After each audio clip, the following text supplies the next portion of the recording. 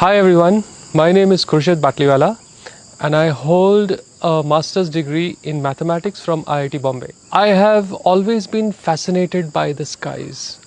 Ever since I was a young child, I would always look up in the heavens and be in utter wonder and utter awe of what mysteries could be hiding up there. I still remember my first time when I got a chance to look at some stars. It was in the Orion with a really good telescope, and I was wonderstruck by the amount of stars that were there. It was like a Christmas tree had lit up. After I finished my master's degree in maths, I chose the unconventional career, at least back then, of becoming a teacher of meditation and yoga. And I have been associated with the Art of Living Foundation, and I have been teaching courses on meditation, courses on pranayam and yoga for the last 27 years. Where astronomy seems to be the science of going outside, meditation is the science of going inside. There is quite an adventure waiting for us inside as well. I used to often wonder what the ancient people would have thought when they saw so many stars in the sky, when they saw the planets, when they saw the moon. They must have made some amazing stories, and their imaginations could have taken them on many flights of fancy. I was amazed at how mistaken I was about what I thought ancient India knew about astronomy. As a teacher of meditation, has been my privilege to meet many experts on this field. And what I'm going to tell you is just a little bit of what I learned from them.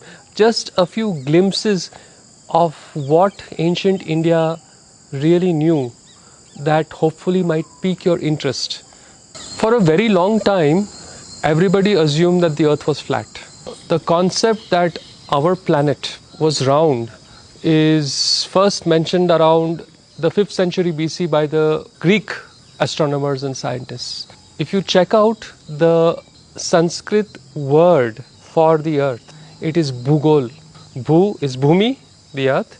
Gol is round. Sanskrit is a language which people date to be even 7, 8, 10,000 years old, maybe even older. It stretches back into antiquity. And the word that we had for the earth, which was known to every little child in this country, was Bhugol. It was a widely known fact that the earth was round by the very nomenclature. The other word for the earth is Jagat. Jagat is jiski gati hai, that which moves. So the earth was never considered to be stationary. We always knew that the earth was moving. The Sanskrit term to describe the solar system is Surya Mallika. Surya meaning the sun, Mallika meaning garland. So we knew way back that the sun was in the center and the planets were moving like a garland around the sun.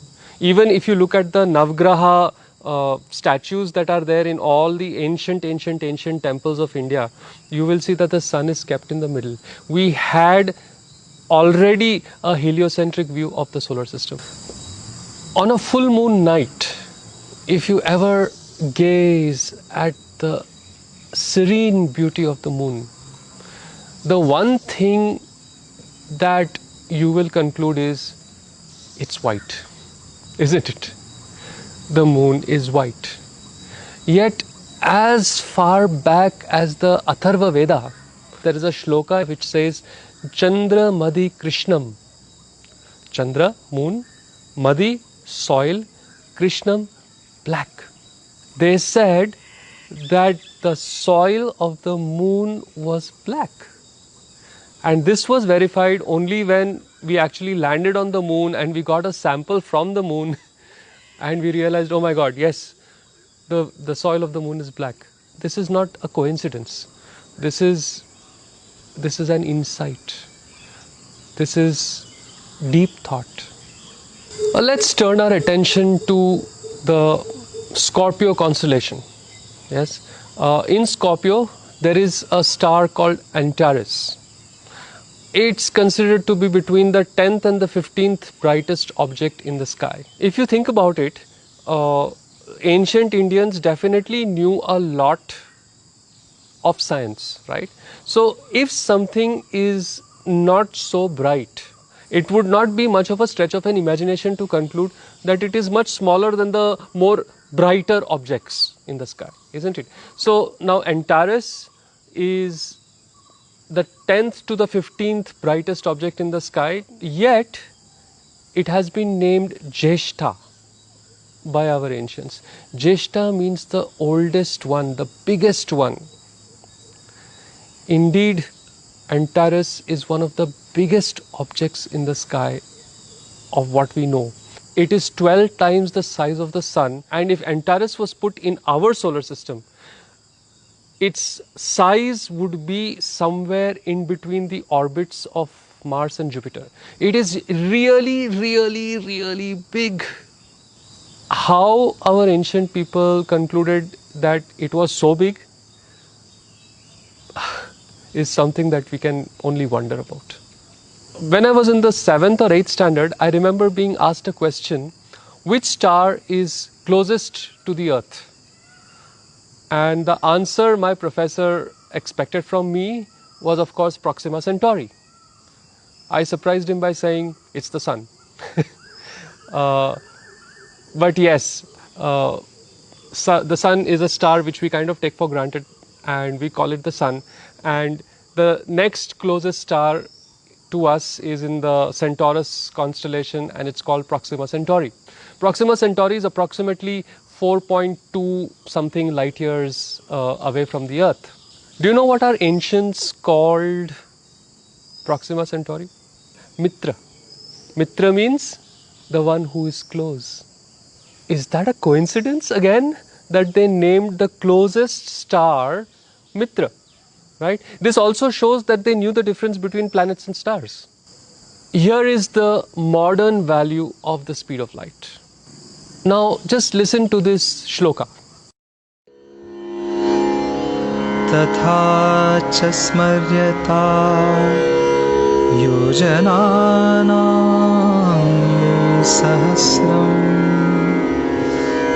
द्वे द्वेशते द्वे च योजने एकेन निमिष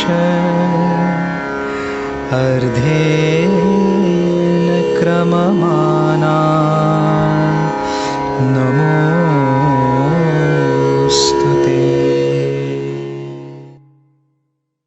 One nimisha is the amount of time it takes you to blink your eyes.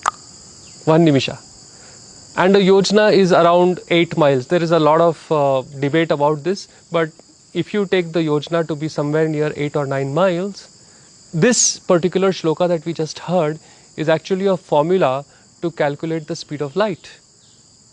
And if you check out this value, you will find that it is remarkably close to the modern value of the speed of light. When people get married in the traditional way in India, the husband and wife are asked to step out of the mandapam and look at a particular star in the sky called Arundhati Vasishtha. Now, Arundhati and Vasishtha were supposed to be the ultimate married couple. She was always devoted and totally loved her husband, and Vasishtha, the great Rishi, was the most amazing loving husband that you could think of for Arundhati. This is amazingly illustrated by this twin star system, which by the way in modern nomenclature is called Alcor-Mizar, that the two stars rotate around each other. It's not that one is in the center and the other rotates around it, but the two stars actually rotate around each other. Their destinies tied in a synergistic dance, just the way a husband and wife should be. Like, it is not that the husband should be in the center and the wife goes around him, or the wife should be in the center and the husband goes around her. It should be that the husband and the wife dance their destinies, keeping each other's interests, passions, and love in mind.